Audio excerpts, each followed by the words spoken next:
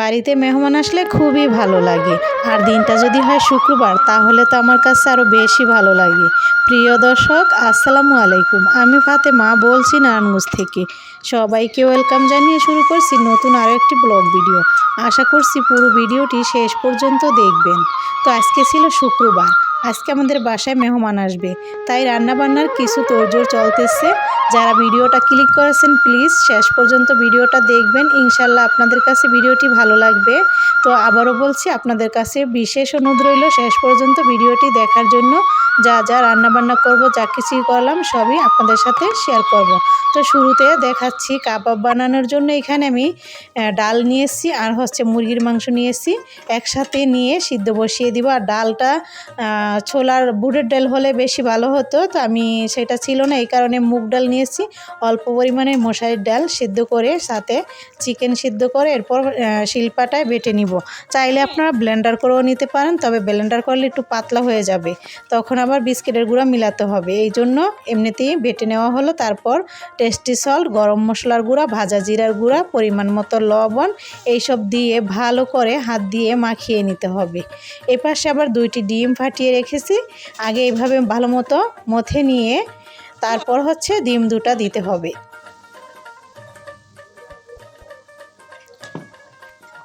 তো এই যে টিকা বানানোর যে কাজটা সবই আমার মেয়ে করলো। ও সব কিছু একসাথে মিক্স করে নিল, এরপর টিকা বানিয়ে রেডি করে দিবে, আমি ভেজে নিব।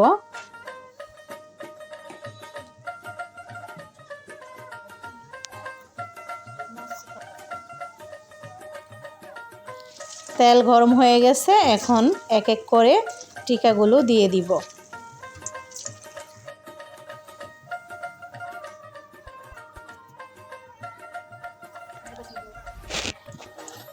একটু কম আঁচে ভাজতে হবে, সময় বেশি নিয়ে ভাজলে বেশি ভালো হবে।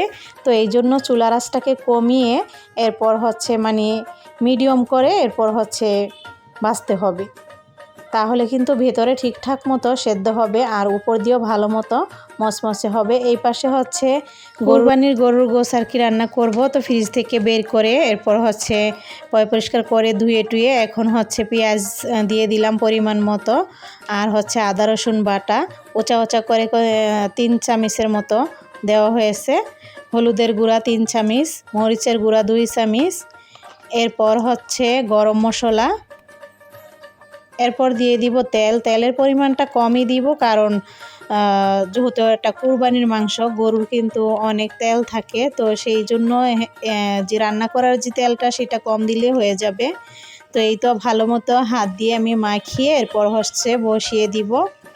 আর ভাই তো বিদেশে থাকে, তার ভাগ্যে তো আর কুরবানির মাংস খাওয়া হয় না, কারণ আমরা যতই খাই না কেন কিন্তু আমাদের আপনজন ছাড়া কিন্তু আমাদের ভালো লাগে না। আর তারাও কিন্তু সেখানে যদিও খায় কিন্তু নিজেদের বাড়ির মতো তো আর না। তো এই জন্য কুরবানির গরুর গোশটাই রান্না করতেছি।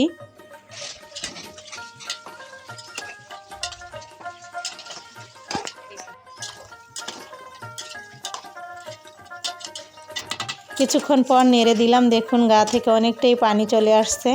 আর কুরবানির মাংস রান্না করতে বেশি একটা সময় লাগে না, যেরকমটা মুরগির মাংস রান্না করতে সময় লাগে ওরকমই খুবই সহজে দ্রুত সিদ্ধ হয়ে যায়। এখানে আমি গাছ থেকে তেজপাতা নিচ্ছি। আমার তেজপাতা যেটা কিনা তেজপাতা সেটা শেষ হয়ে গেছে, তো আমি যখন শেষ হয়ে যায় তখনই আমি গাছের তেজপাতা ব্যবহার করি। তো এই যে এখানে আমি তেজপাতা দিয়ে দিচ্ছি, অনেকগুলোই তুলে এনেছি, পরে আরও যে রান্না করব আইটেম সেগুলোতে যাতে দেওয়া যায়, যেমন পোলাওতে, কুরমা রান্না করব। এই তো এখানে রোস্ট করার জন্য আমি হলুদ না সরি মরিচের গুঁড়া আর জর্দা রং, মরিচের গুঁড়া আর জর্দা রং, লবণ এইসব ভালো করে মাখিয়ে এরপর চিকেনটাকে ভেজে নিব। এই পাশে কল্পনা তো থালাবাটি ধোয়াধুয়ির কাজ টাজ করলো, আর আমি এখন দিয়ে দিব রসুন। রসুন দিয়ে গরুর গোশটা রান্না করলে খেতে ভালো লাগে, তাই রসুন দিয়ে দিচ্ছি।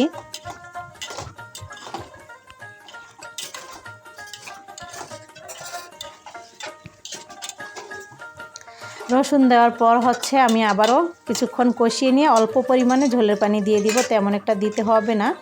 তো এই যে অল্প করেই দিলাম, এতেই কিন্তু সুন্দর মতো যতটা বাকি আছে সেদ্ধ হয়ে যাবে সুন্দর মতো।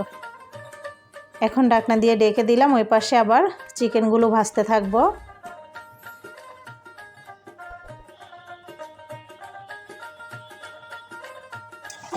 তো এই পাশে কিন্তু আমি আবারও কিছুক্ষণ পরপরই নেড়ে দিচ্ছি, কারণ যাতে তলুনিতে লেগে না যায়। আর ভাজা জিরা গুঁড়োটা দিয়ে দিচ্ছি। ভাজা জিরা গুঁড়োটা দেওয়ার পর আবারও ভালো করে নেড়ে দিতে হবে। তারপর কিছুক্ষণ পরে কিন্তু নামিয়ে নিব। তো এই যে ভাজা গুঁড়া দিয়ে এখন আমি ঢাকনা দিয়ে ঢেকে রান্না করতে থাকবো।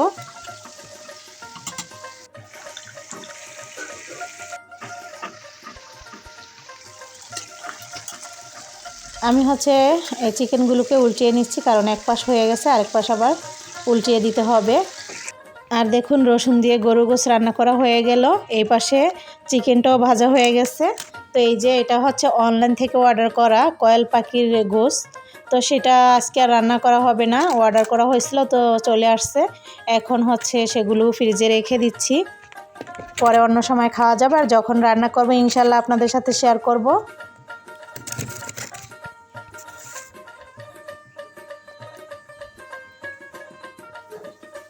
এপাশে পেঁয়াজ কুচি তেলে দেওয়া হলো, আর গরম মশলা দিয়ে দিল, আদা রসুন বাটা দিয়ে ভালো করে মিশিয়ে নিচ্ছে, একটুখানি ভেজে নিতে হবে। এখন মরিচের গুঁড়া, তেজপাতা আর হচ্ছে টক দই, এটা হচ্ছে রোস্ট রান্না করার জন্য।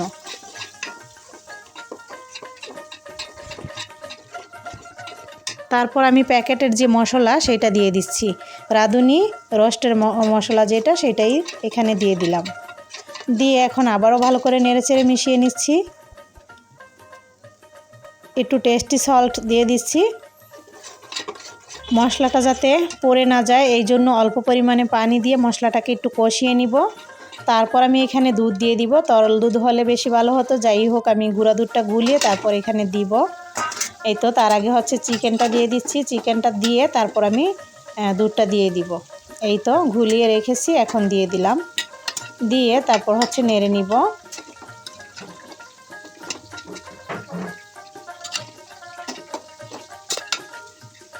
উল্টে পাল্টিয়ে নেড়ে দিব, আর ঢাকনা দিয়ে ডেকে রান্নাটা করতে থাকবো। আর দিয়ে দিচ্ছি টমেটো সস। টমেটো সসটা কিন্তু দিলে অনেক ভালো লাগে খেতে, স্বাদটাও দ্বিগুণ বেড়ে যায়। টমেটো সস না দিলে ভালোই লাগে না খেতে। আর দিয়ে দিচ্ছি কেওড়া জল, কেওড়া জলটা সুন্দর একটা ফ্লেভার আনবে। আর নামানোর আগ দিয়ে আমি ঘিও দিয়ে দিব।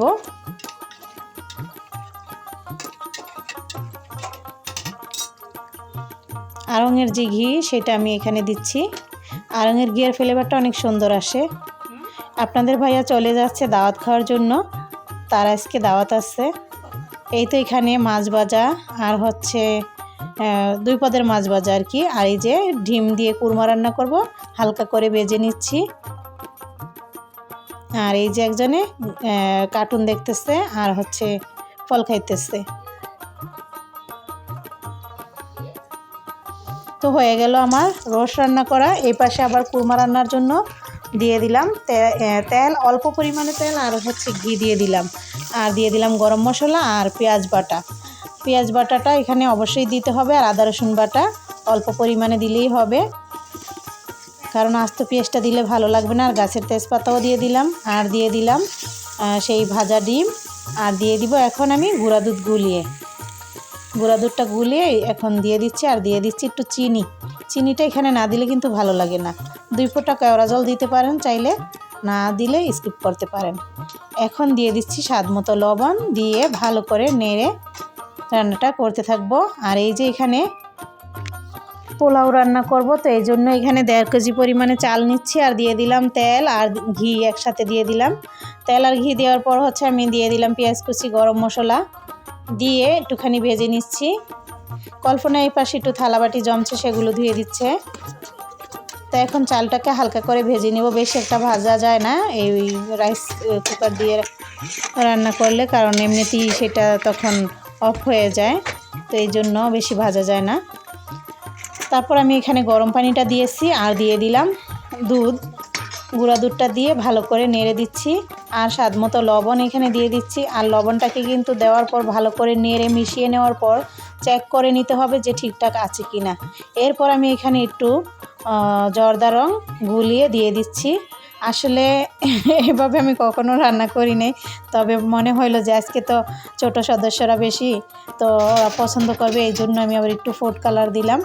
আসলে পোলাও কিন্তু সাদাই দেখতে বেশি ভালো লাগে, তো যাই হোক মনের আনন্দে দিয়ে দিলাম।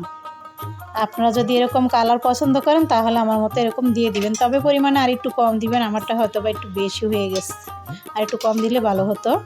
তো দেখুন এই যে ফুটে গেছে চালটা, আর আমি সেই সময়টাই কিন্তু দিয়ে দিয়েছি, আর এই যে উল্টিয়ে নিচ্ছি। লালটা না দিলেই বেশি ভালো হতো কালারের, তবে সবুজটা আর হলুদটা দিলেই বেশি সুন্দর হতো আমার কাছে মনে হয়। যাই হোক একবার ট্রাই করে দেখলাম, অন্য সময় আবার রান্না করা যাবে। তবে রঙিন পোলাও বাচ্চারা দেখলে কিন্তু খুবই খুশি হবে। আর এই যে যা রান্না করলাম সব কিছু এখানে রেখে দিলাম ঢাকা দিয়ে, তারপর নামাজ পড়ে চলে আসলে কিন্তু খাওয়া দাওয়া শুরু হয়ে যাবে। এই তো সাইফুল নামাজ পড়ে চলে আসছে, ইয়ামিন চলে আসছে, আর মেহমানও এখনই নামাজ শেষ হয়েছে চলে আসবে, তো তাদের অপেক্ষায় আছি, তারাও চলে আসবে। জিজ্ঞেস করেছিলাম যে কোথায় আছেন, বলতেছে আসতেছি। তো এই পাশে খাবার টাবার এই পাশে আমি বেড়ে নিব, যাতে তারা চলে আসলেই খেতে বসতে পারে, কারণ সময় হয়ে গেছে খাবারের।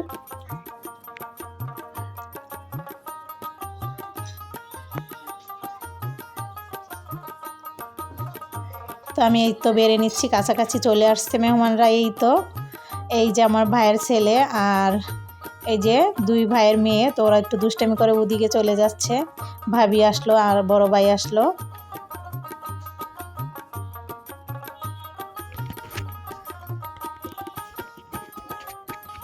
তো এই তো সবাই খাওয়া দাওয়া শুরু করে দিলাম। আসলে ভাই তো কাছে থাকে না, বাইরে থাকে, কিছু খাওয়াতে পারলে অনেক ভালো লাগে। কিছুদিন ধরে অনেকটা অসুস্থ আসছে, আমি যে কিছু বানিয়ে খাওয়াবো রেসিপি সেরকম কোনো কিছুই করতে পারতাছিলাম না, আর খাওয়া দাওয়া করাইতে পারতাছিলাম না। ভাই আসছে, আসার আগে থেকেই আমি অসুস্থ, আর এখনও অসুস্থ, তবে ওষুধ খাইতেছি আর মেডিসিন নেওয়া হইতেছে, এই জন্য একটু শরীরটা ফুরফুরে। তো এই জন্য শুক্রবারে আর দেরি করলাম না, তাদেরকে দাওয়াত করে ফেললাম। তো এইভাবে করে দুপুরকার খাওয়া দাওয়া শেষ করা হলো। আর এই যে এটা অনলাইন থেকে অর্ডার করা ডাইনিং টেবিলের সেট। তো এই তো এটা একটু আগে চলে আসলে কিন্তু ওই সময় আমি বিছিয়ে নিতাম, যখন খাওয়া দাওয়া করতে বসছে ওই সময় এটা চলে আসছিল। এটা যদিও আরও আগে অর্ডার করা হয়েছিল। তো এখন খাওয়া দাওয়া শেষ করার পর সব কিছু গুছিয়ে তারপর আবার এটাকে বিছিয়ে নিলাম, কারণ আমার এই সেটটা অনেক আগে থেকে আনার অনেক শখ ছিল, তো আনা হয় নাই, এখন আনা হয়েছে। আর আপনার ভাইও কিন্তু মিষ্টি নিয়ে আসছে, এখন বাসায় চলে আসছে, ওই যে দাওয়াত খেতে চলে গিয়েছিল, আসার সময় রসগোল্লা নিয়ে আসছে, মানে রসে ভরা রসগোল্লা। তো সবাইকে দিয়ে দিচ্ছি যে তোমরা বসো। তো বাড়ির ছোট সদস্যদেরকে দিয়ে দিচ্ছি, কারণ খাওয়া দাওয়া করে ওরা আবার ঘুরঘুর করতেছিল, দুষ্টামি করতেছিল। তো ভাবলাম যে এখন তোমাদের খাওয়ার সময় হয়েছে, তো ফল কেটে দিই। তো ওরা বললো যে ফল খাবে না, তো এই মিষ্টি ওদেরকে দিয়ে দিচ্ছি। এই রসগোল্লাটা খেতে কিন্তু অনেক মজা হয়েছিল, মনে হয়েছে যে 4-5টা একসাথে খাওয়া যাবে, আসলে সেটা তো স্বাস্থ্যের জন্য ভালো হবে না।